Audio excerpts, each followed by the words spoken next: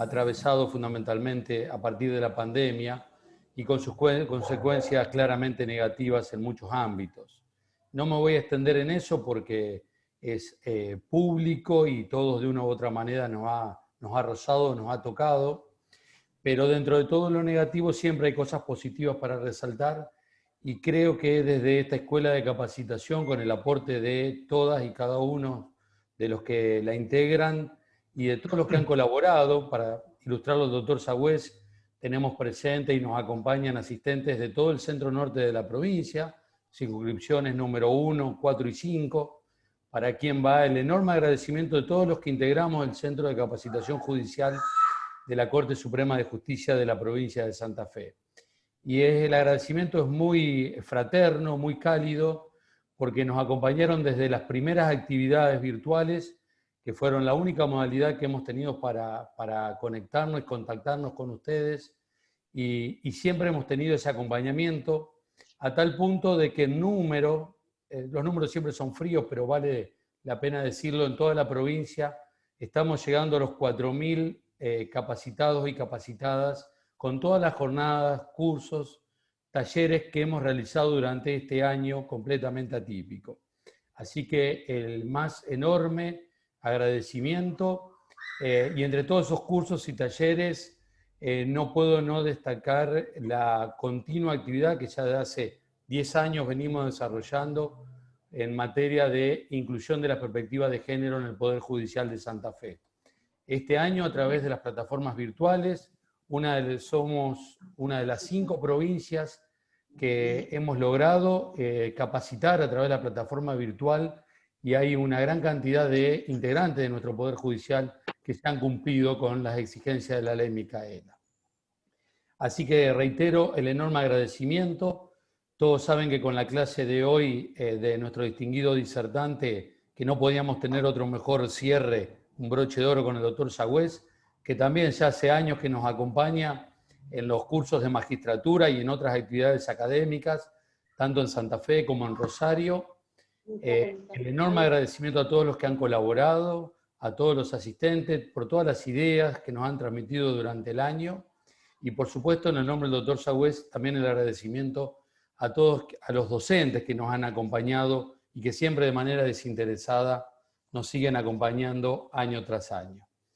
Entonces, como les decía, no me queda más que estas palabras en nombre de todo el equipo del Centro de Capacitación para todos ustedes, y vamos a dejarlos en compañía del doctor Sagüez, que creo que todos lo conocemos, pero yo voy a leer un breve currículum, porque uno siempre cuando habla de Sagüez ya se le viene a la mente, todos los que estamos en la justicia santafesina, por ejemplo, el libro de Derecho Procesal Constitucional de la provincia de Santa Fe, que sigue teniendo la misma actualidad, la misma actualidad del momento en que ha sido publicado, porque las normas no han sido modificadas.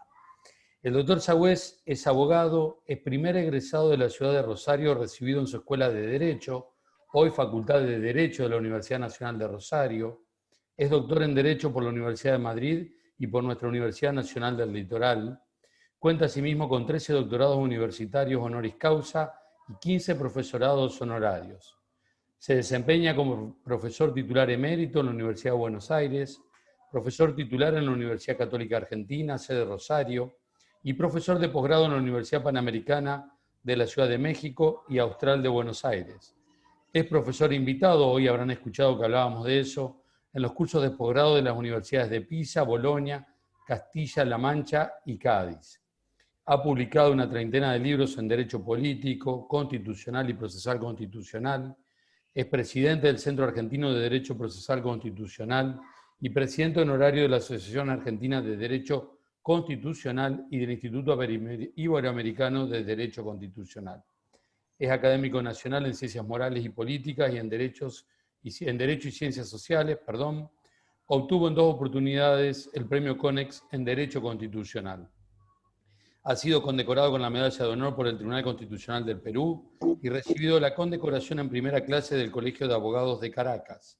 Recientemente, el Tribunal Constitucional de Bolivia le realizó un reconocimiento institucional al mérito académico por su aporte al derecho procesal constitucional.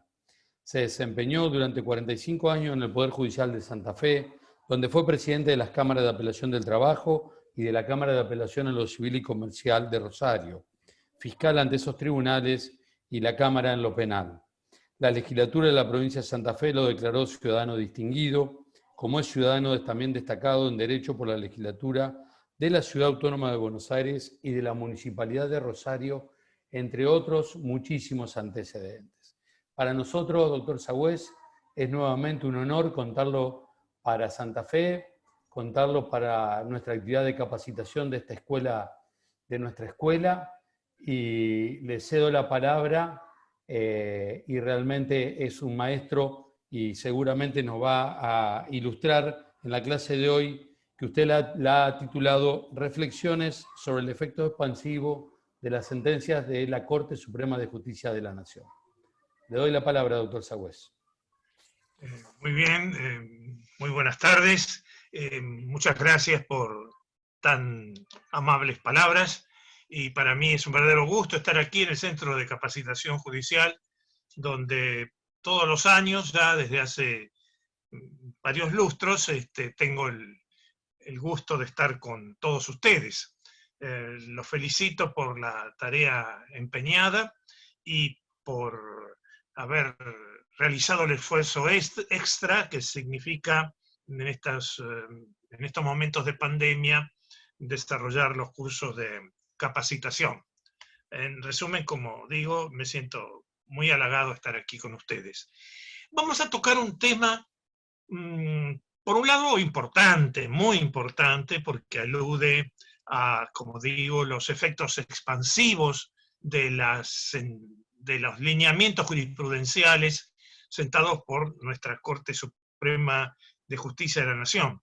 Pero aparte de ser tremendamente importante, es muy interesante porque nos muestra el vigor, la fuerza, el empuje que tiene el derecho consuetudinario en el derecho procesal constitucional y en el derecho constitucional también, en el sentido que lo que vamos a ver no es algo que haya sido normado formalmente, no es algo que esté en el texto constitucional, ni tampoco que esté explicitado en una ley reglamentaria, aunque hoy, a través de algunas iniciativas, se trata de retratar normativamente lo que vamos a abordar.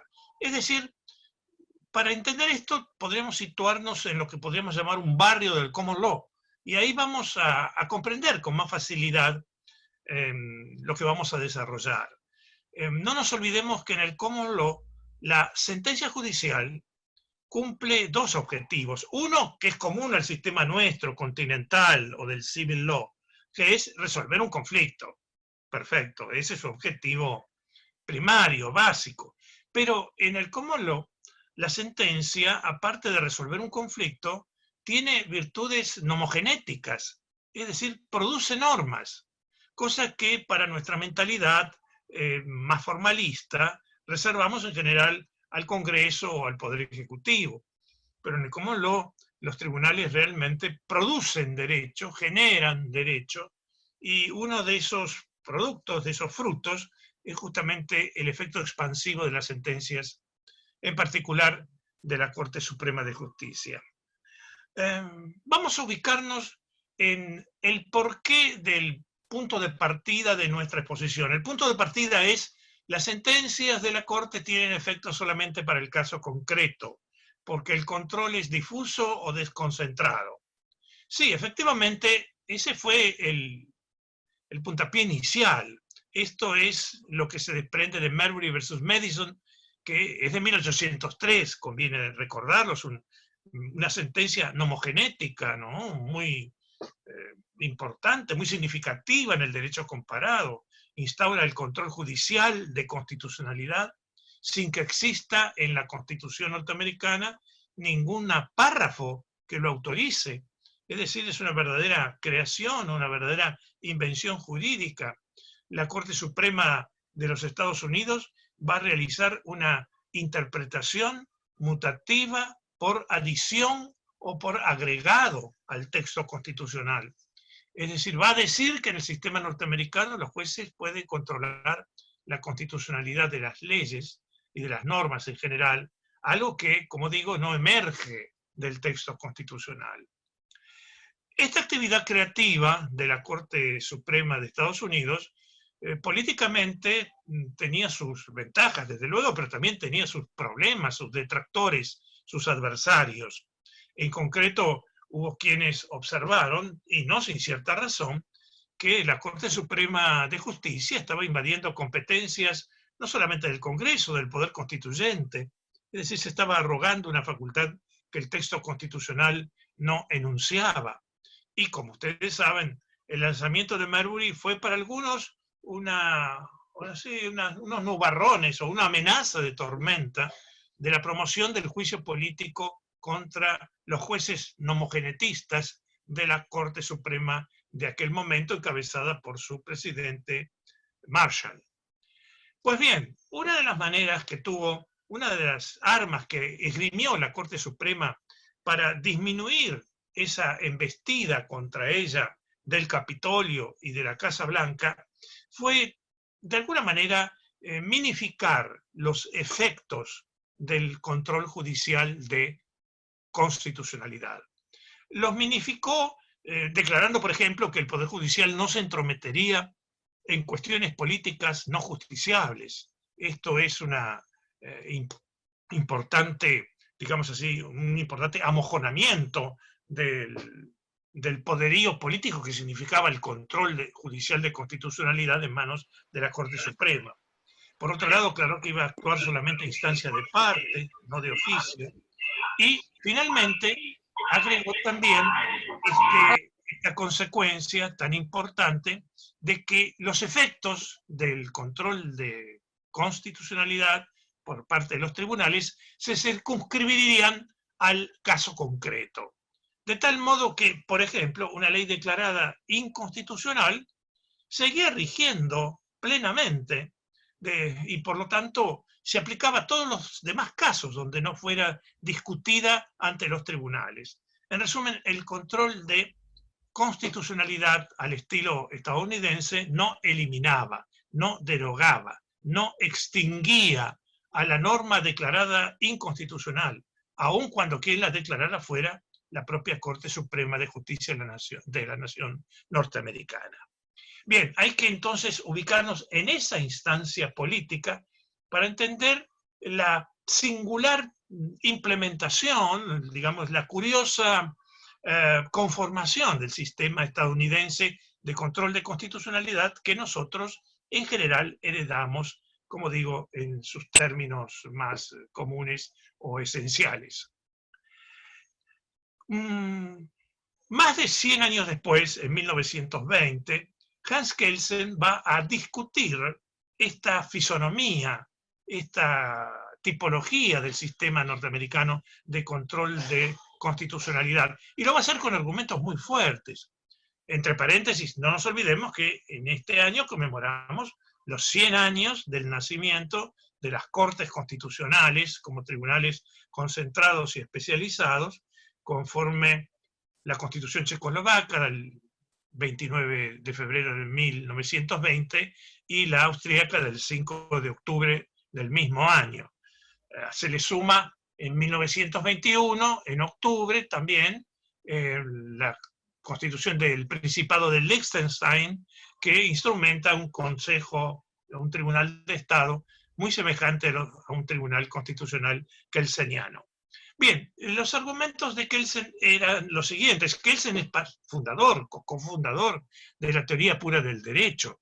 Ubiquémonos también no en una mentalidad estadounidense, pragmática, concreta, funcional, sino con una mentalidad propia de la teoría pura del derecho. Una doctrina muy principista, muy coherente consigo misma, muy lógica en sus planteos. Y Kelsen observa con toda agudeza que no es posible que la Constitución tenga tantos intérpretes como jueces haya en el país, por un lado. Eso no le parece lógico. La Constitución es una, no puede tener 1.500, 2.000, 5.000 interpretaciones, por un lado. Y por otro lado, en lo que nos interesa hoy, en cuanto al efecto del control de constitucionalidad, no era lógico, no es lógico que una norma calificada como inconstitucional en particular por la Corte Suprema o por el Tribunal Constitucional, permanezca con vida jurídica. ¿Cómo va a subsistir en el sistema jurídico, en el orden jurídico, un precepto inconstitucional? Eso viola el principio lógico de identidad y de contradicción. O sea, lo que es, una cosa no puede ser y no ser al mismo tiempo. Si es constitucional, debe ser entendida por todos como constitucional. Y si es inconstitucional, debe ser abolida o derogada, inclusive por un órgano judicial como era el Tribunal Constitucional, o es el Tribunal Constitucional austríaco. Como sabemos, esto implicaba darle al Tribunal Constitucional el carácter de legislador negativo, cosa que a Kelsen le parecía perfectamente lógico, nada mejor que un Tribunal Constitucional especializado y concentrado para borrar del horizonte jurídico una norma inconstitucional. Que eso violase la división de los poderes, que eso no coincidiera con el planteo clásico de 1748 de Montesquieu, del espíritu de las leyes, a aquel se le preocupaba muy poco. Lo que le interesaba es que la norma cancerosa, la norma viciada de inconstitucionalidad, no persistiera en la sacra pirámide jurídica. ¿Cómo es posible que dentro de esta impecable pirámide jurídica, con las gradaciones de norma superior a norma inferior, persistiera ese cuerpo extraño, peor, ese cuerpo enfermo, como es una norma inconstitucional? En resumen, las reflexiones de Hans Kelsen y de los tribunales constitucionales que a partir de entonces se implementaron, y a partir de las salas constitucionales, la primera, la cubana de 1940, este año conmemoramos sus 80 años precisamente. Frente a eso, como digo, el panorama de control de constitucionalidad fue variando en el escenario mundial. Ya ahora no era un producto del derecho meramente consuetudinario, era producto de textos constitucionales explícitos que lo consagraban. Como, por ejemplo, la Constitución Española de 1931. Desde entonces, el control de constitucionalidad va a pretender o va a expandirse, va a proyectarse en la búsqueda de soluciones que no se ciñan solamente al caso concreto. ¿Y eso por qué? Porque la sociedad contemporánea cotiza mucho dos valores que digamos así, en el sistema norteamericano de 1803 no tenían tanta prevalencia. Cotiza mucho la idea de igualdad, cotiza mucho la idea de seguridad. Conforme a estos valores, a estos bienes, era natural que la doctrina judicial de una Corte Suprema de Justicia o de un Tribunal Constitucional tuviera proyecciones erga omnes, y que por lo tanto, si la ley era declarada constitucional por el Tribunal Constitucional, todos los demás órganos de ese país la debieran reputar constitucional. Y si la declaraba inconstitucional, pues esa ley debía desaparecer, como digo, de la vitrina del orden jurídico nacional. Estas motivaciones, sobre todo de igualdad y de seguridad, van a repercutir en el esquema, en el plan original norteamericano de 1803, y van a también impactar mucho en nuestro país, que ha, digamos así, modulado, adaptado, aclimatizado ciertas pautas ya de proyección erga omnes adoptadas por la Corte Suprema de Estados Unidos, por ejemplo, a partir de mediados del siglo XX. Bien, ¿qué pasó en Estados Unidos? ¿Cómo en Estados Unidos aquella doctrina vieja de los efectos de las sentencias de la Corte exclusivamente para el caso concreto, cómo se va ablandando y cómo se va generalizando y cómo van teniendo efectos expansivos, erga omnes o semi-erga omnes, en otros estamentos, hasta llegar a convertir a la Corte Suprema de Estados Unidos en una especie de cuasi tribunal constitucional kelseniano. No va a ser igual, pero va a tener, digamos así, rasgos esenciales bastante parecidos. En el caso norteamericano, esa ampliación de los efectos de sus sentencias, originariamente pensada para el caso concreto, con proyecciones más generales, se va a ver afianzada por la doctrina del stare decisis, o la doctrina del valor del precedente, que viene del common law. Es decir, acordémonos de Marshall, 1803, efecto al caso concreto. Sí, pero la doctrina del precedente, la doctrina del common law, la doctrina del stare decisis, que quiere decir estar a lo decidido, impulsaba que a los fallos, en particular de la Corte Suprema de los Estados Unidos, tuvieran efectos más generales, más expansivos. Y es así como con el correr del tiempo, si tomamos un caso, digamos, paradigmático, como puede ser Cooper versus Aaron, en torno a los años 50, 1950 y pico, esto llega a provocar una mutación, también por adición, en el régimen norteamericano de control de constitucionalidad. En concreto, ¿qué dice Cooper versus Aaron, por ejemplo? Pues dice que los lineamientos jurisprudenciales de la Corte Suprema de los Estados Unidos, sentados en un caso X, un caso A, B, C, tienen efectos expansivos y deben ser aplicados por todos los jueces de los Estados Unidos. Y no solamente por los jueces, sino también por las oficinas legislativas y ejecutivas. Y no solamente por las oficinas ejecutivas y legislativas federales, sino también por los gobiernos de los estados.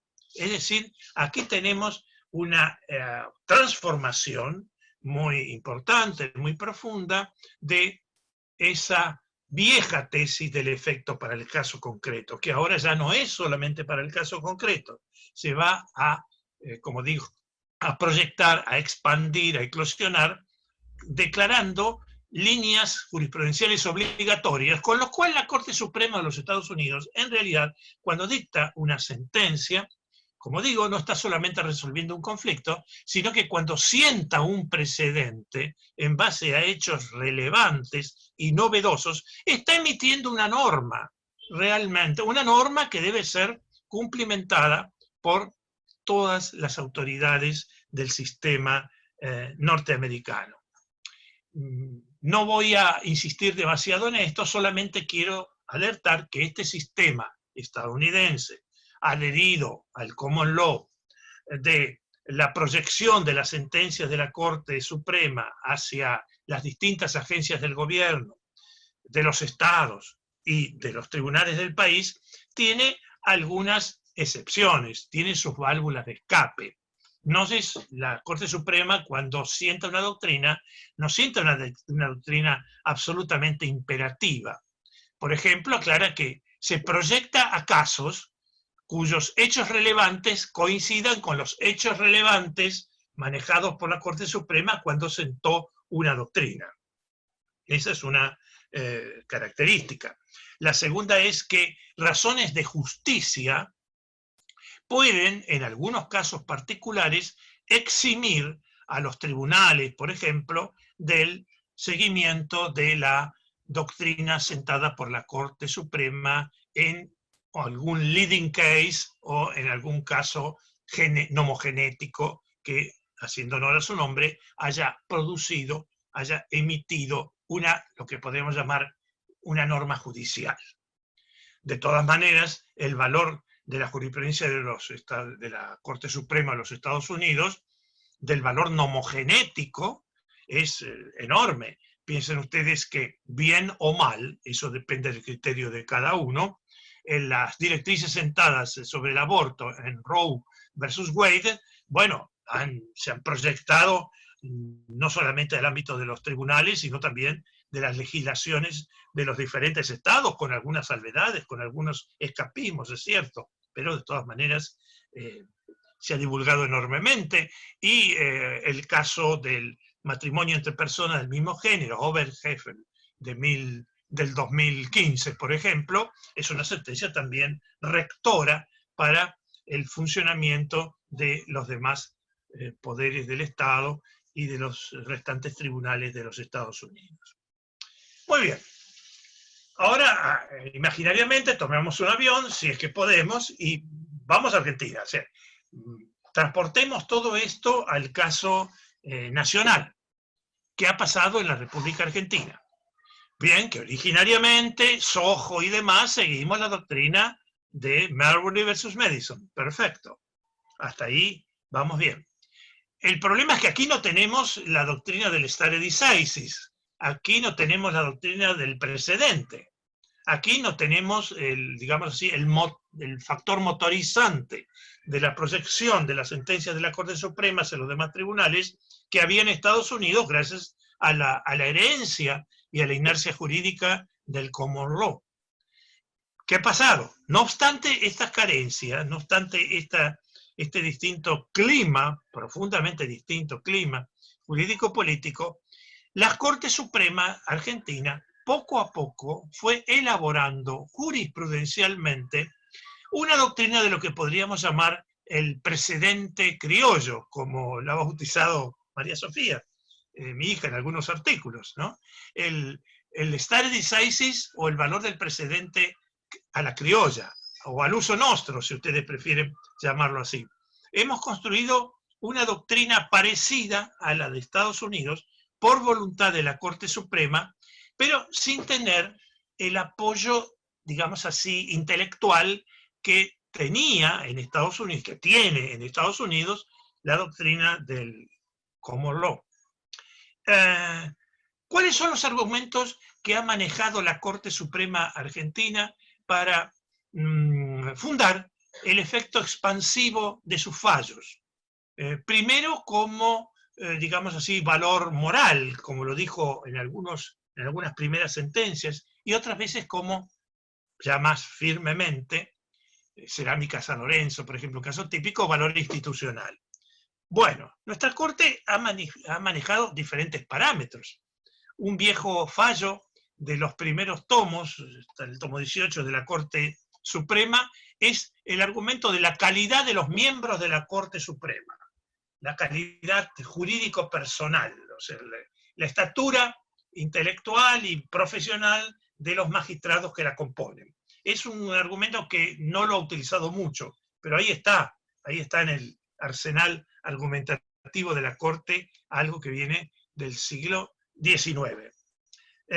Pero luego ha utilizado, digamos, elementos argumentativos más convincentes, más sólidos. Por ejemplo, la necesidad de satisfacer los valores de igualdad y seguridad. Es decir, la sociedad reclama mayor igualdad, por un lado. Este bien o este valor hoy día tiene una alta cotización y por lo tanto la Corte entiende que es muy lógico que un habitante, que una persona que ha sido beneficiada por una sentencia conforme a tal doctrina judicial, otras personas tengan en cuenta eso y digan, bueno, yo también tengo el mismo derecho a obtener una sentencia en mi favor fundado en el precedente A o en el precedente B. O sea, la igualdad de trato entre los distintos partícipes de la comunidad forense. Eso es igualdad. Pero también satisface otro valor que es la previsibilidad, saber cuál es mi conducta. Es decir, en la medida en que la Corte Suprema va disipando dudas jurídicas, con eso está indicando cómo deberían actuar o cómo deben actuar los funcionarios estatales, tanto en la esfera del Poder Ejecutivo, Legislativo, como del Judicial, de tal manera que el habitante sepa a qué atenerse en el futuro, no solamente por igualdad, sino, insisto, por previsibilidad, que es algo muy ligado al valor orden y al valor seguridad, que son conceptos también muy valorados en la sociedad contemporánea. En otros pronunciamientos, la Corte ha subrayado el principio de paz social y de estabilidad. Por ejemplo, lo ha hecho en Farina, un importante fallo, que nos vamos a detener un poquito, del 26 de diciembre del año pasado. Es decir, estamos a punto de cumplir un año de ese veredicto que remoza y encausa la doctrina del valor del precedente dentro del sistema judicial argentino. La Corte Argentina ha manejado también otros ingredientes en tren de abonar la necesidad de que los tribunales sigan su doctrina judicial. Por ejemplo, el argumento de la economía procesal. Es decir, el argumento de que si esto ya está aclarado, ya está dilucidado por la Corte Suprema, esa aclaración evita a los tribunales el esfuerzo de gastar energía para decir lo mismo. Si con el recurso a la doctrina de la Corte Suprema el problema ya está prácticamente resuelto, lo que implica, como digo, economía procesal y economía argumentativa. Pero la Corte también ha algunas veces cimentado esa necesidad de que los tribunales sigan sus lineamientos jurisprudenciales en base a lo que podríamos llamar el argumento autoritativo. Es decir, se ha presentado como la intérprete final de la Constitución y la intérprete final de todo el derecho argentino. Esto le da una autoridad, digamos así, a lo menos formal, muy intensa, muy fuerte. Recordemos las palabras de Kelsen, por ejemplo, que no sé si parecen dichas en serio o en broma, pero que son ciertas. Todo lo que diga, explica Kelsen, todo lo que resuelva el máximo tribunal constitucional de un país es siempre constitucional, por más que sea inconstitucional. Es decir, aunque se equivoque, lo señalado por la Corte Suprema vale como constitucional, porque no hay un mecanismo recursivo que pueda tumbar el veredicto de la Corte. Claro, me dirán ustedes, esa tesis está escrita más o menos en los años entre los 20 y los 40, y luego, con el desarrollo del derecho internacional de los derechos humanos, podemos advertir que lo que diga una Corte Suprema puede ser revertido por un tribunal regional como la Corte Interamericana de Derechos Humanos. Esto es cierto. Esto implica una gran corrección a la condición de suprema de nuestra Corte Suprema. Debemos reconocer, con el corazón en la mano, que después del Pacto de San José y después del lanzamiento de la Corte Interamericana y después del desarrollo de la jurisprudencia de la Corte Interamericana de Derechos Humanos, nuestra Corte Suprema no es en todos los casos suprema.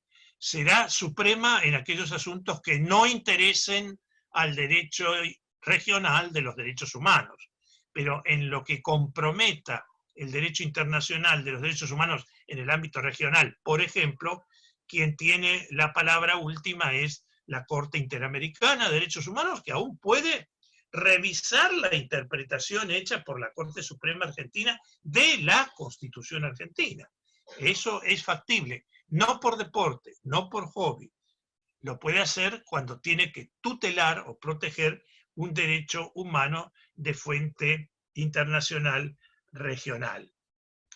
Nuestra Corte Suprema, por último, ha también destacado que hay razones políticas que existen para que los tribunales inferiores continúen el seguimiento de sus criterios jurisprudenciales o doctrinarios, y es la condición de cabeza de un poder del Estado. Esto es un argumento fuerte, es un argumento de tipo autoritativo. Y finalmente, lo ha hecho también Farina, ha destacado la necesidad de evitar el lanzamiento de sentencias contradictorias. Es decir, que, por ejemplo, interpretando una norma, un tribunal piense una cosa y otro tribunal piense otra. Este tema de las sentencias contradictorias, que se resolvería en alguna medida si los tribunales tuvieran que seguir la doctrina de la Corte Suprema de la Nación, tiene unas aristas bastante polémicas, muy discutibles y desde luego muy interesantes, que justificarían con holgura el dictado o la elaboración de una tesis doctoral. Las dudas vienen porque vivimos en un Estado federal. En un Estado federal hay derecho no federal y derecho federal. La Corte Suprema de Justicia podría decir, bueno, en materia de derecho federal, yo tengo derecho a que no haya, o me parece muy lógico sostener, que no debe haber interpretaciones disímiles en materia de ese derecho federal. O sea que una garantía constitucional, un derecho constitucional, sea interpretado, federal, ¿no? Sea interpretado de la misma manera en Jujuy que en Tierra del Fuego. Ahí hay cierto argumento. Pero en materia de derecho no federal, esa uniformidad de interpretación no es tan exigible. Es decir, los temas de derecho no federal no hay un interés federal en juego y por lo tanto no hay un interés institucional de la Corte Suprema, o no debería haberlo, para uniformar esa interpretación del derecho común. El tema es ultra opinable y controvertido porque con la doctrina de la interpretación arbitraria y de la doctrina de las sentencias arbitrarias, la Corte Suprema en varios casos ha federalizado temas no federales. Es decir, cuando la Corte Suprema ha dicho esta interpretación del artículo X del Código Civil no es aceptable, no es razonable, no es correcta y la condeno por arbitraria, está desde luego descartando una interpretación y normalmente imponiendo una interpretación de esa norma de derecho común. Eso puede no coincidir con el programa histórico federal pensado por el constituyente de 1853. Esto lo dejo para el debate, lo dejo para la interpretación y para la reflexión de cada uno. Habría que preguntarse si en temas no federales la Corte Suprema tiene autoridad para imponer pautas de interpretación. Insisto, en temas no federales, pero lo hace sobre pretexto de la doctrina de la arbitrariedad, entendiendo que la arbitrariedad genera derecho federal porque provoca una infracción al principio constitucional federal del debido proceso del artículo 18 de la Constitución. Con lo cual, con la doctrina de la arbitrariedad podemos estar federalizando todas las interpretaciones de derecho común que originariamente no son temas que merezcan interés para la Corte Suprema de Justicia de la Nación. ¿Cuáles son los topes a esta obligación de seguimiento por parte de nuestra Corte, establecidos por parte de nuestra Corte Suprema de Justicia de la Nación? Bueno, la Corte tiene una doctrina como dije, del precedente, del stare decisis criollo, pero tiene algunas salvedades. Como hay salvedades de seguimiento, vimos en la doctrina del precedente del common law o del precedente estadounidense. Por ejemplo, en el caso Farina, la Corte Suprema nuestra, hablo Farina porque es un fallo muy próximo, está hablando de que la doctrina de la Corte obliga en tanto y en cuanto los hechos se trate, en el caso actual, el caso vamos a llamarlo número 2, de un proceso sustancialmente análogo o similar a la doctrina que fijó la Corte Suprema de Justicia en el caso número 1. Es decir, si los hechos, si la Corte en una sentencia dice esto se debe interpretar así, y en un caso subsiguiente los hechos son absolutamente distintos a los tratados en la sentencia número 1, esa sentencia número 1 puede no obligar para el caso número 2. Pero la más importante excepción que ha establecido, también importante excepción, la propia Corte Suprema como autocontención a la obligación de los otros jueces de seguir su doctrina judicial, es o versa sobre el tema de la posibilidad del juez inferior de evadirse, de escaparse de la jurisprudencia de la Corte Suprema, argumentando o mencionando nuevos argumentos, nuevas razones no consideradas por la Corte Suprema cuando sienta una doctrina, o también nuevos argumentos que sean relevantes, es decir, de peso o sustanciales para lo que estamos considerando. Esta es una importante vía o válvula de escape a la doctrina del seguimiento de la Corte Suprema. Repito, la necesidad o la posibilidad de que el juez suministre nuevos argumentos y argumentos valederos. Con este esquema elaborado por nuestra Corte Suprema de Justicia de la Nación, se produce una situación muy particular con las normas que la Corte Suprema declara constitucionales o que declara inconstitucionales. Esto ha generado lo que he llamado en un artículo de próxima publicación, normas o leyes relativamente bloqueadas y relativamente blindadas. Voy a ejemplificar esta definición. ¿Qué quiero decir con norma relativamente blindada? Llamo norma blindada a aquella norma que ha sido declarada constitucional por la Corte Suprema de Justicia de la Nación. En ese caso, esa norma está en un limbo especial, está en una zona de protección jurídica sui generis. ¿Por qué? Porque los jueces del país deben reputarla como constitucional a esa norma declarada por la ley, por la Corte Suprema constitucional, siempre que hubiera una situación de hechos relevantes similares entre el caso 1, dicho por la Corte, y el caso 2, que el juez debe resolver aquí. Por lo tanto, el juez, para poder declarar inconstitucional una norma declarada constitucional por la Corte Suprema, tendrá que aportar nuevos argumentos distintos a los manejados por la Corte Suprema y argumentos muy relevantes para ello. Esa es la norma blindada, la norma protegida. Y después tenemos las normas bloqueadas. Normas bloqueadas serían las normas, por ejemplo, leyes, decretos declarados inconstitucionales por la Corte Suprema de Justicia de la Nación. La Corte las declara inconstitucional, no las deroga. En el sistema estadounidense y en el nuestro, esas normas no son abolidas, no son eliminadas del horizonte jurídico. No obstante, los jueces no deben aplicarlas. No deben aplicarlas porque es derecho inválido para la Corte Suprema.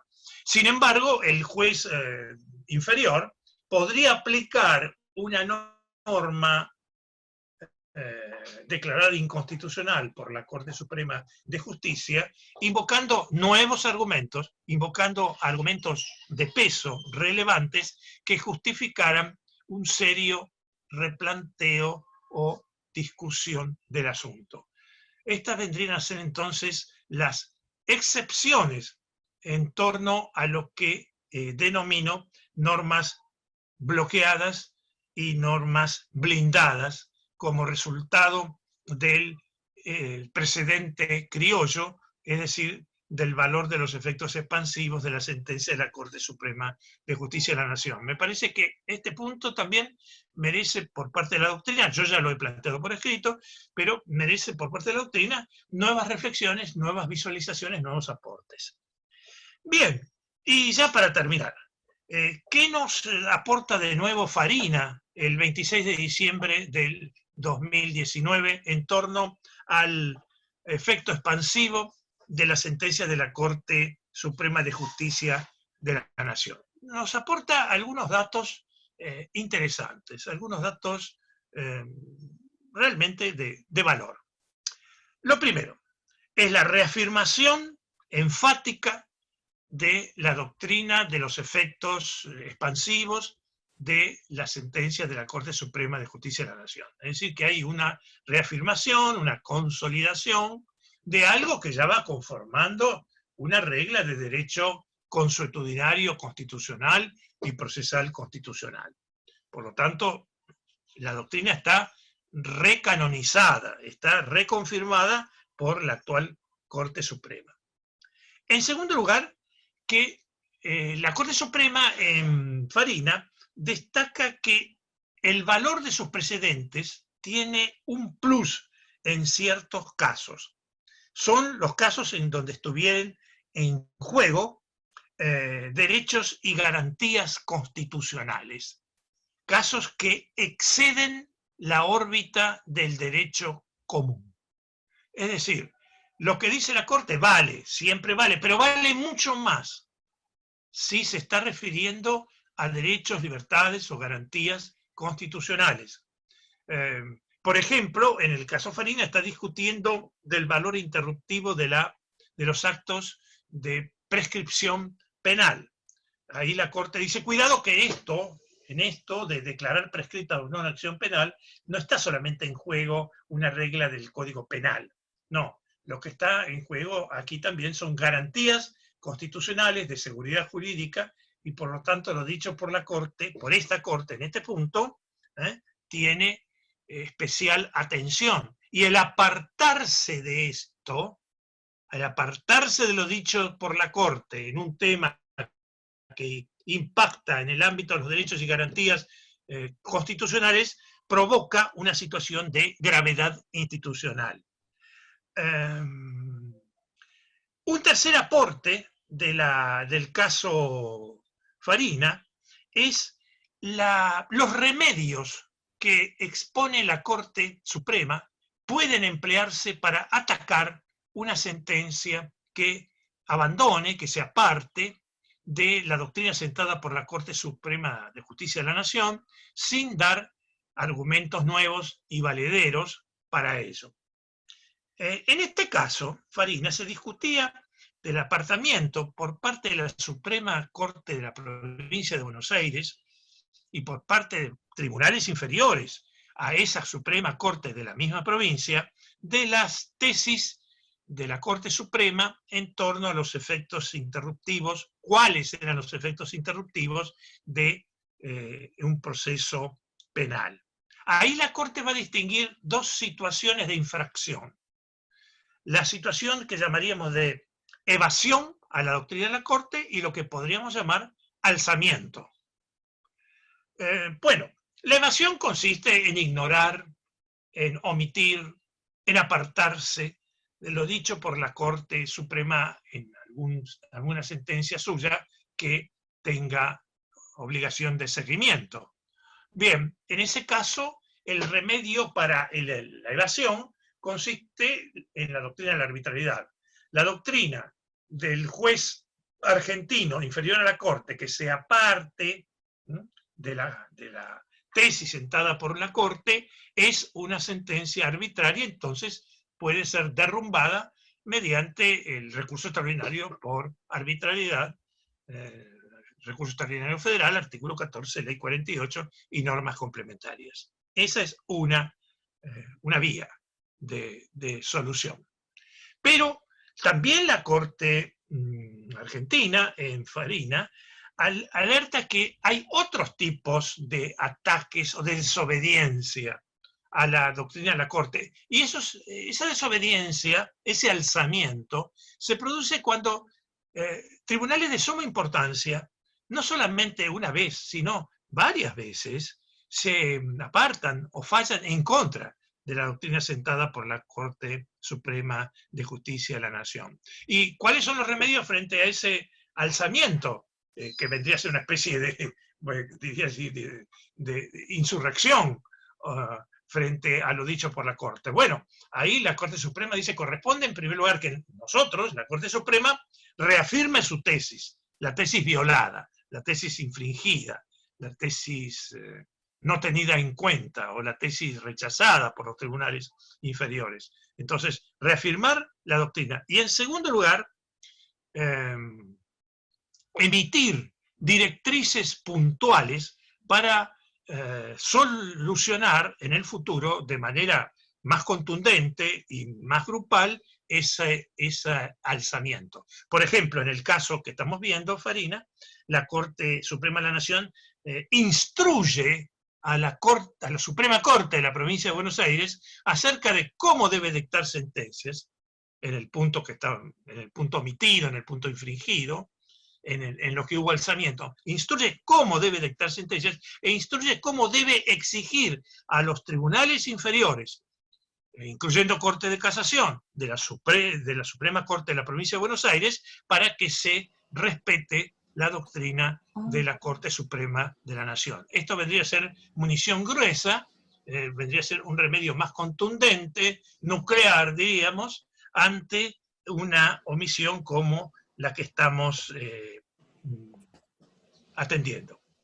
Y finalmente, un aporte, ya esto es lo último, un aporte para mí muy positivo, muy recomendable, que ha hecho el caso Farina, es que la Corte cuando enuncia una doctrina que debe ser seguida por los tribunales inferiores, lo hace de manera puntual, precisa y enmarcando su directriz. En Farina la Corte dice, bueno, los tribunales inferiores deben interpretar el artículo tal del Código Penal de la Nación de este modo.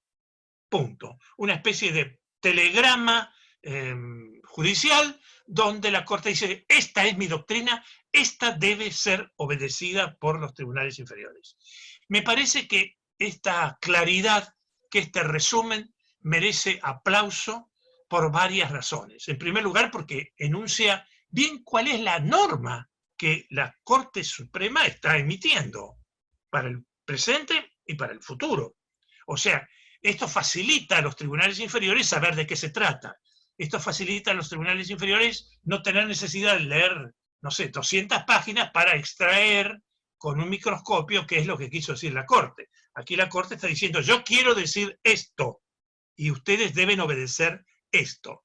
Tal claridad, tal precisión, ya figura en algunos ordenamientos procesales, como el Código Procesal Constitucional del Perú, que precisamente en su título preliminar advierte cuando el Tribunal Constitucional sienta una directriz obligatoria para los restantes órganos tribunalicios del país, debe enunciarlo de manera puntual y precisa. Esto es claridad jurídica, esto es certeza jurídica, esto es, en el fondo, seguridad jurídica. Bien, en esto ha consistido el objeto de mi exposición. Mostrarle cómo derivamos de un sistema ceñido al caso concreto, por qué políticamente nació así en 1803, cómo se va transformando esto, en parte por influencias doctrinarias, sobre todo por Hans Kelsen, el jurista más destacado del siglo XX, cómo aterriza la doctrina de los efectos expansivos en la Corte Suprema de Estados Unidos, merced a la doctrina del precedente, y en la nuestra con la doctrina del precedente criollo, elaborada por la Corte Suprema de Justicia de la Nación, sin el apoyo, digamos así, histórico que en Estados Unidos brindaba el common law. Acá hemos tenido que construir un common law local, sobre todo por fallos de la Corte Suprema. Bien, cómo se ha desplegado en algunos rasgos esenciales, y finalmente cómo Farina, el caso Farina, reafirma esa tendencia que cada vez se justifica más por razones de, insisto, de igualdad y de seguridad jurídica, incluyendo previsibilidad, y cómo para mí se realiza este último fallo, Farina, ese aporte tan útil, tan práctico, que es que cuando la Corte Suprema quiere sentar una doctrina, lo diga, pero que lo diga concretamente, puntualmente, como un legislador que emite una norma, lo cual va a brindar en beneficio no solo de la obediencia a las directrices de la Corte, sino en beneficio del entendimiento que hagamos cada uno de nosotros, cada uno de los tribunales, de lo que quiso decir la Corte. El tema, de todas maneras, no está concluido, sigue siendo abierto para el futuro. Y espero que les haya servido para, digamos, abrir los ojos ante las nuevas perspectivas que asume precisamente en los actuales momentos. Muchísimas gracias. Muchísimas gracias, doctor Sagüez, por la excelente exposición. Tenemos algunas preguntas en el chat de los asistentes. Acá consultan, si podría interpretarse que con el fallo de Alessandro en 1997, la Corte Suprema de Buenos Aires cambia el paradigma al sostener que la Corte Suprema de Justicia de la Nación es el último y más genuino intérprete de la Constitución Nacional, y en consecuencia la exégesis que hace de ella es como si se tratara de la Constitución misma, expandiéndose en forma vinculante para los adjudicantes en los tópicos federales. No sé si se entiende la pregunta. Sí, hay en el fallo Farina al que me estoy refiriendo, hay un punto que padece de cierta imprecisión. ¿Por qué? Porque la Corte Suprema está destacando ese plus de autoridad que tiene sobre temas federales vinculados en particular con derechos constitucionales de los habitantes. Esto me parece estupendo. Muy bien. Esto lo está planteando como una necesidad imperiosa de vigencia en todo el país de lo que ella diga e interpreta. En tanto y en cuanto haya, insisto, asuntos referidos a los derechos y garantías y libertades personales. Pero no ha establecido en Farina una regla clara en cuanto a los temas de derecho común. Es decir, ¿qué pasa con el derecho común? ¿Estamos de acuerdo? Si lo que estamos discutiendo es la garantía al debido proceso o el derecho a tener una sentencia en un tiempo oportuno y el derecho a la seguridad jurídica de que si la acción está prescripta, pues así debe declararse y esto no puede depender de la voluntad de cada órgano judicial, sino tiene que ser una respuesta igualitaria en todo el país, hasta ahí bien. Pero en cuanto al otro, o sea, en los temas que no tienen ese plus, la cuestión que ahora queda ahí medio en el tintero es ¿qué pasa con eso? Tenemos fallos precedentes donde la Corte ha indicado poco a poco que también los temas de derecho común enunciados por la Corte, los criterios de la Corte sobre temas de derecho común son obligatorios, pero este fallo no aprieta el acelerador en eso, sino que lo aprieta en el ámbito de garantías federales. Con lo cual, justamente la pregunta está muy buena, nos deja inconcluso y pendiente el tema de si en temas no federales el vigor del presidente de la Corte es el mismo. Y en un comentario realizado a este fallo he escrito que pienso que la Corte en un futuro veredicto debería aclarar también puntualmente esto último, porque si no, las disputas van a proseguir. Perfecto, doctor. Daré otra. Para el efecto expansivo de las sentencias de la Corte, el excesivo ensanchamiento de la doctrina de la arbitrariedad de sentencia pareciera potenciarlo, aún en materia no federal. ¿Hay alguna otra mirada para atenuar dicha doctrina? ¿O es un camino que no tendría retorno según marcan los fallos del alto tribunal? Bueno, es una buena pregunta que también recupera mucho protagonismo, mucha actualidad, por las actuales iniciativas que hay en torno a la Corte Suprema, incluyendo el establecimiento de un tribunal intermedio que vendría a ser una suerte de corte o tribunal de casación en temas de derecho común, es decir, y en temas en concreto respecto de arbitrariedad.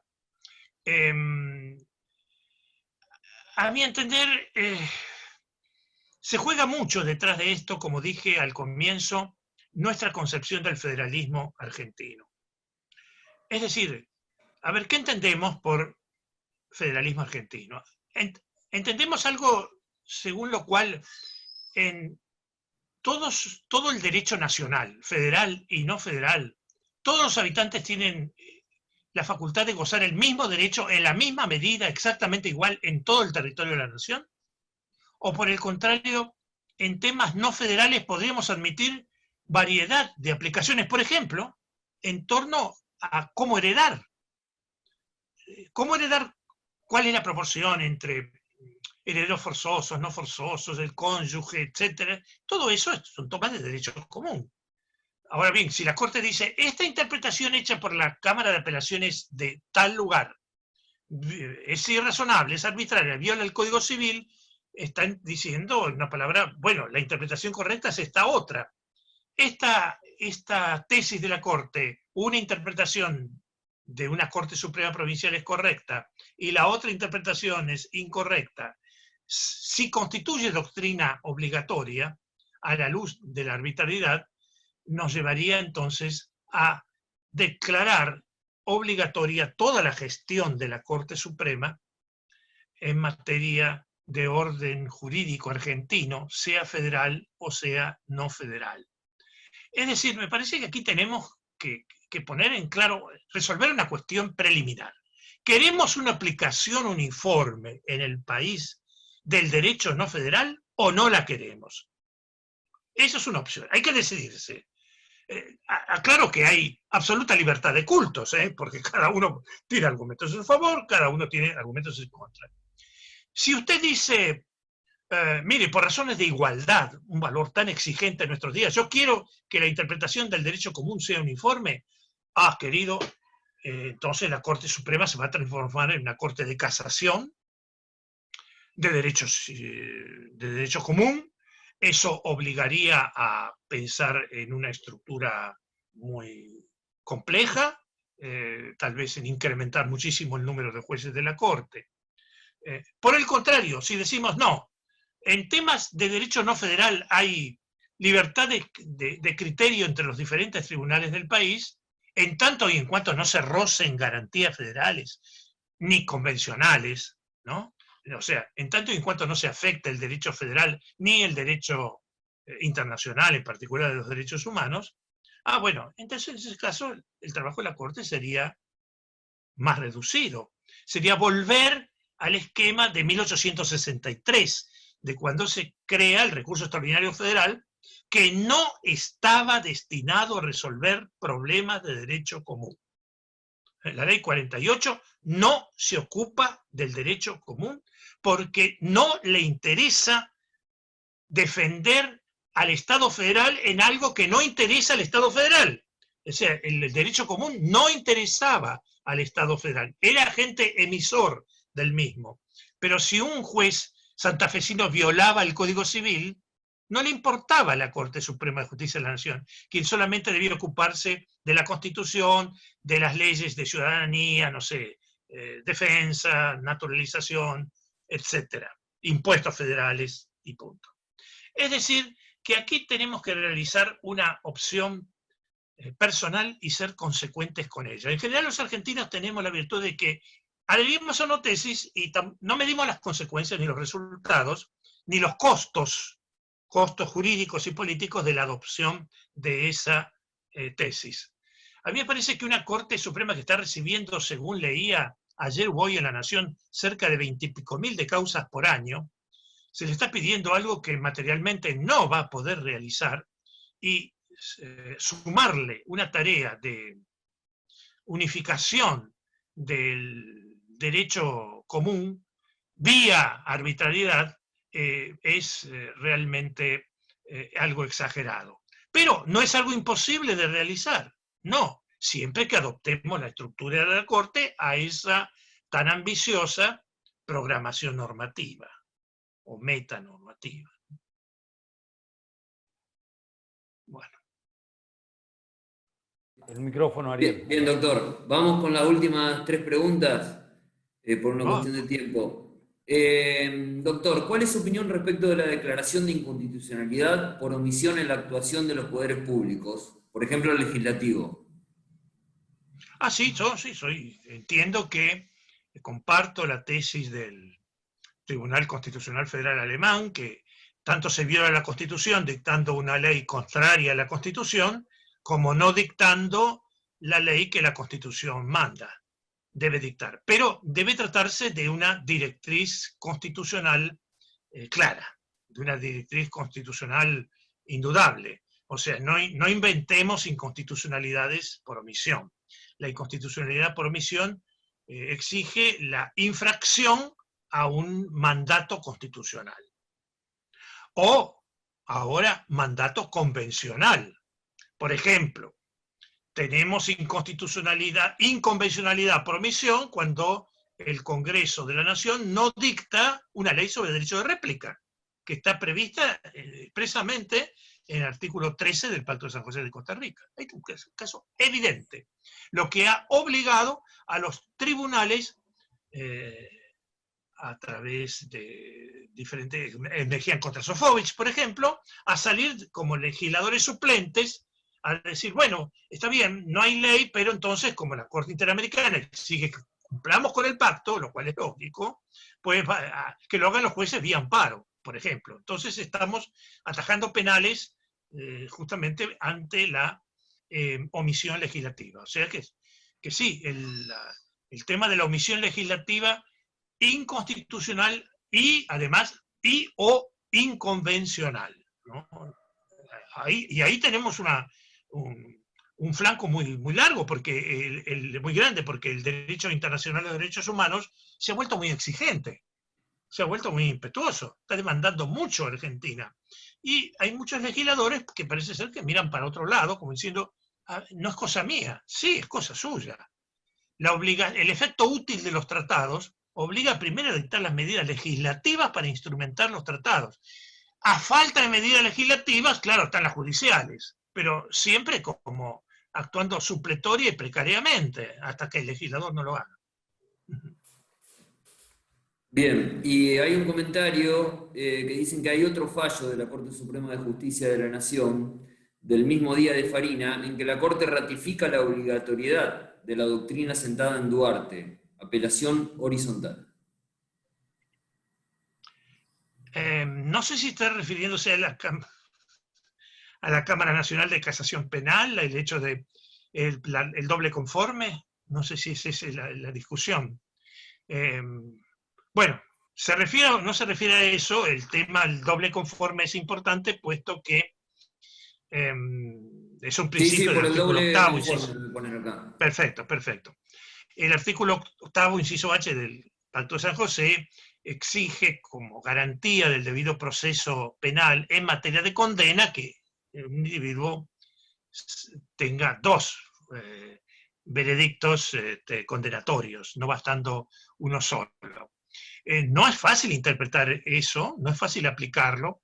Le confieso que esto lo he discutido en la intimidad con jueces de la Corte Interamericana, algunos de los cuales colaboraron en la redacción del Pacto de San José de Costa Rica, y con toda sinceridad me comentaron que la implementación del doble conforme no tuvo las aclaraciones pertinentes, como por ejemplo, qué resolver si alguien es condenado en primera y única instancia por una Corte Suprema. Supóngase un caso en que la Corte Suprema tiene competencia originaria y exclusiva, entiende en primera instancia y aplica una sanción penal, pero usted requiere el doble conforme. ¿Ante quién va a demandar el doble conforme? Ese tema, por ejemplo, no fue considerado, fue un lapsus, fue un silencio, una imprevisión del legislador convencional, ¿no?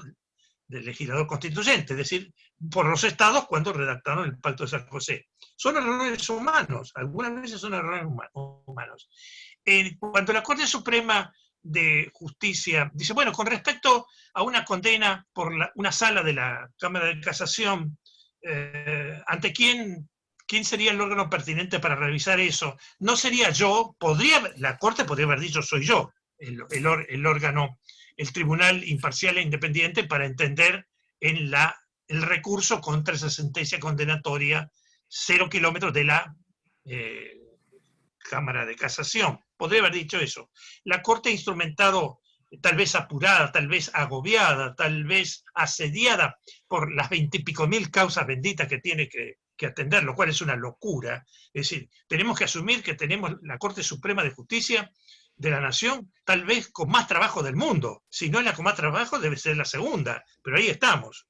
Es una barbaridad lo que nos pasa, cómo hemos llegado a esta catarata de causas que provoca, desde luego, atrasos injustificables por parte del tribunal. Bueno, cuando la Corte dice que tiene una sala de la misma Cámara, claro, está convirtiendo a un órgano paralelo de la misma categoría en órgano revisor de la sentencia dictada por una Cámara de la Cámara de Casación. ¿La solución es correcta o no?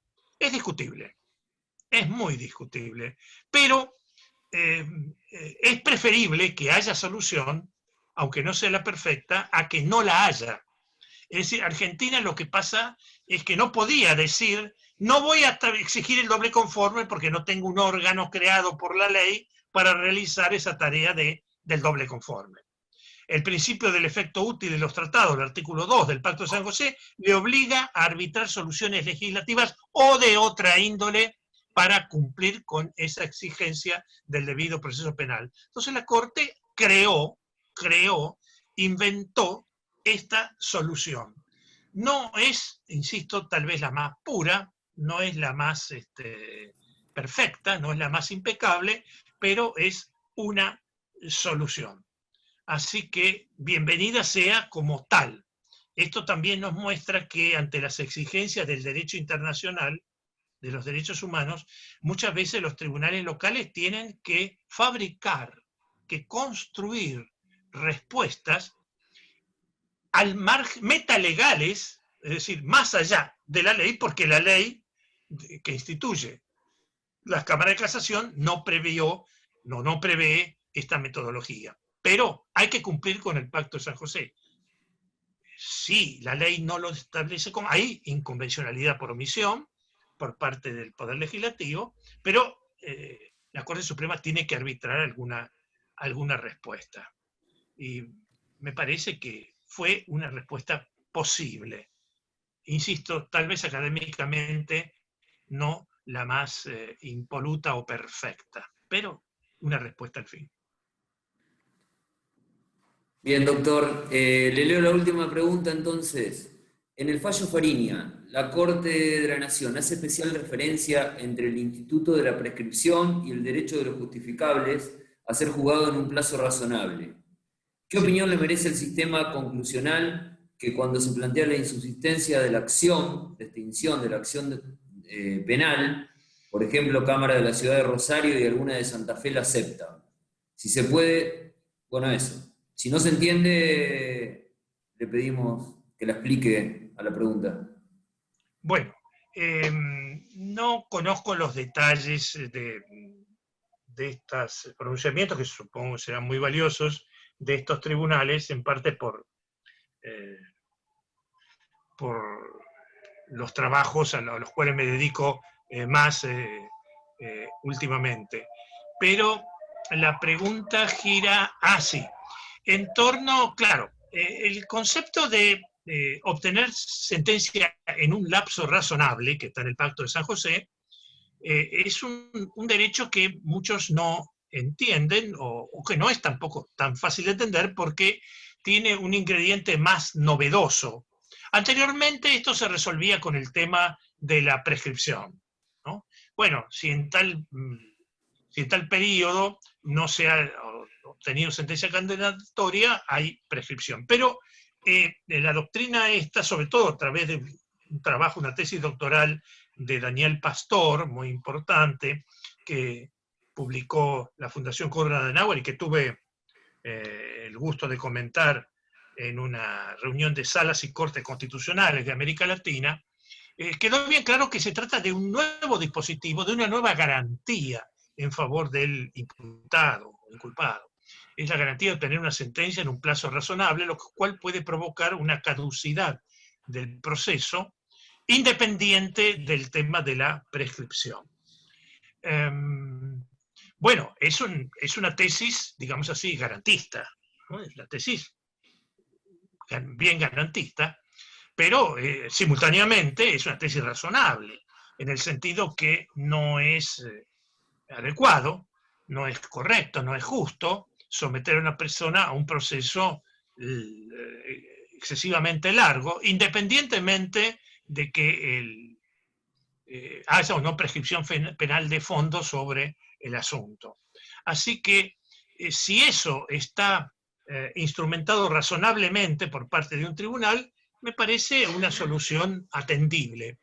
Justamente uno de nuestros defectos, pero es un defecto muy explicable, es no tener en cuenta el peso del derecho internacional de los derechos humanos, el peso cada vez mayor en el ámbito nacional.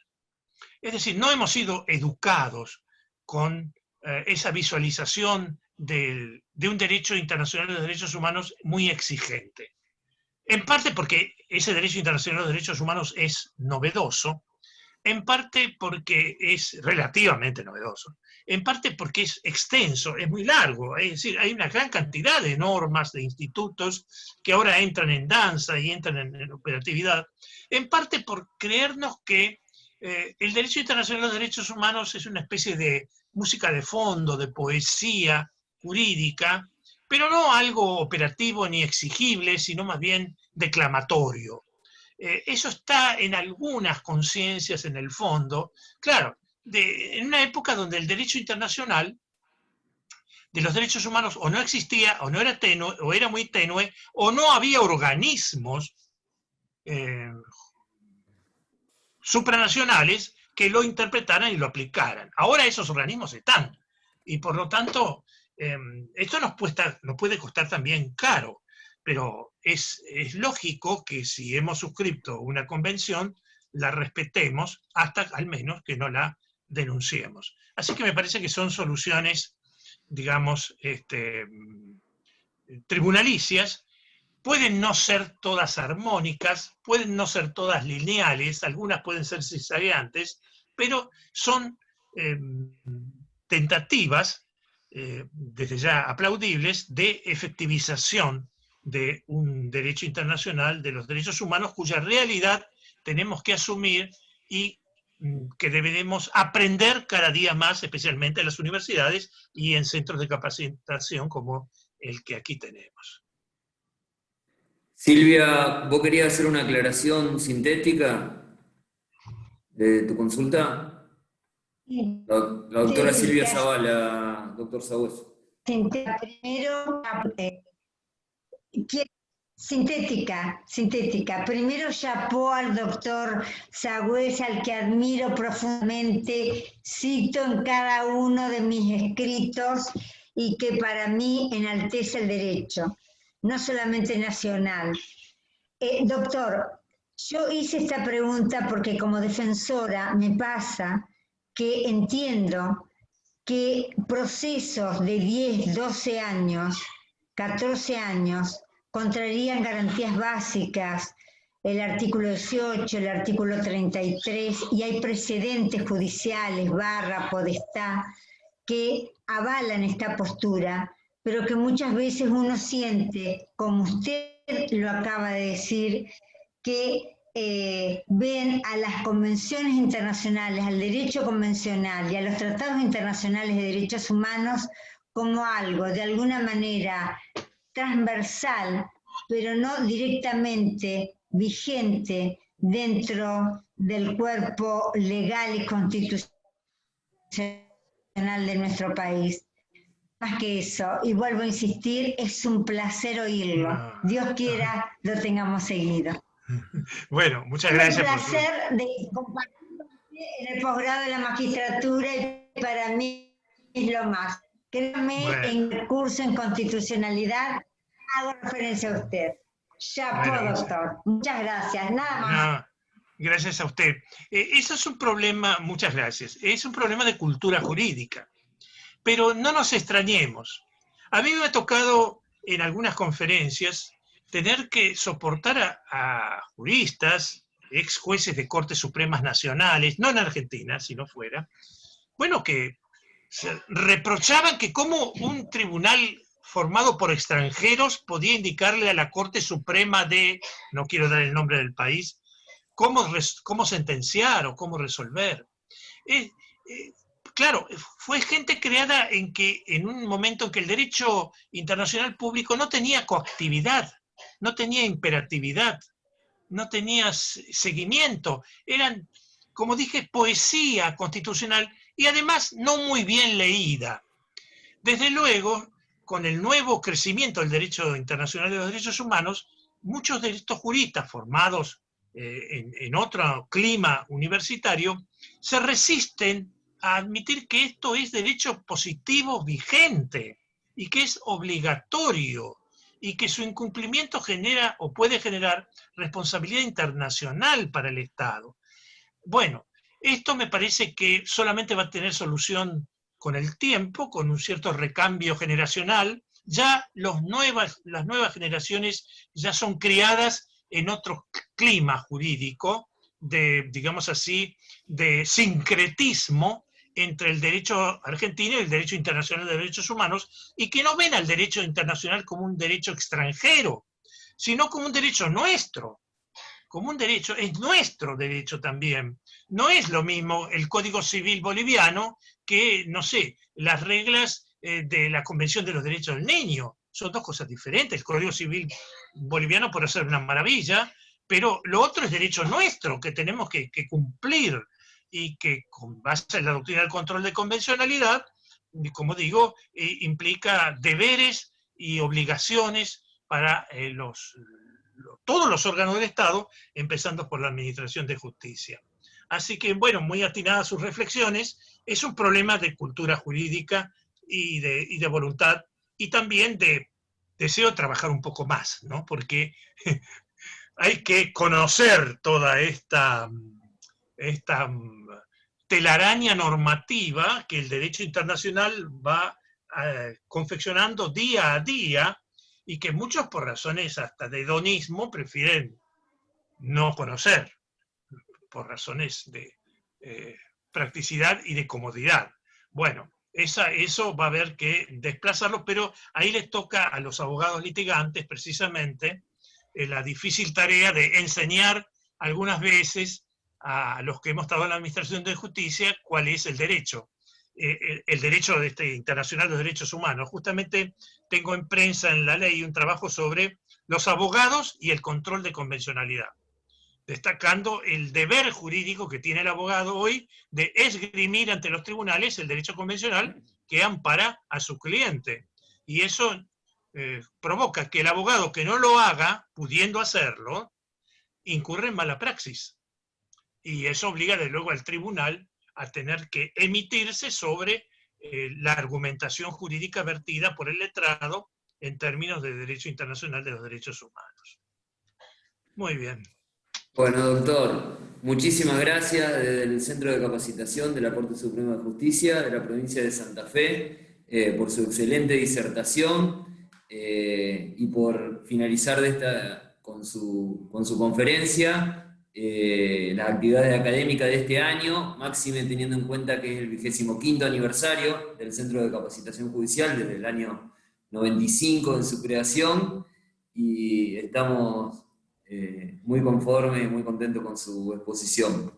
En el chat gracias, los asistentes lo están felicitando por la clarísima charla que nos brindó. Le mandan afectuosos saludos los asistentes y nosotros, por supuesto, de esta provincia, y esperamos tenerlo el año que viene nuevamente enseñándonos derecho constitucional, procesal constitucional y todo lo que usted sabe. Muchísimas gracias, doctor Sagüez. Quiero decir que yo aprendo con ustedes y mucho también, así que confío en que nos reencontremos el año próximo, y felicitaciones a todos por los 25 años, entonces, por la boda de plata. Hasta luego. Entonces. Muchísimas gracias, doctor, y gracias a todos los asistentes que nos acompañaron durante todo el año con esta modalidad virtual que nos sorprendió, pero pudimos llegar a buen puerto. Gracias.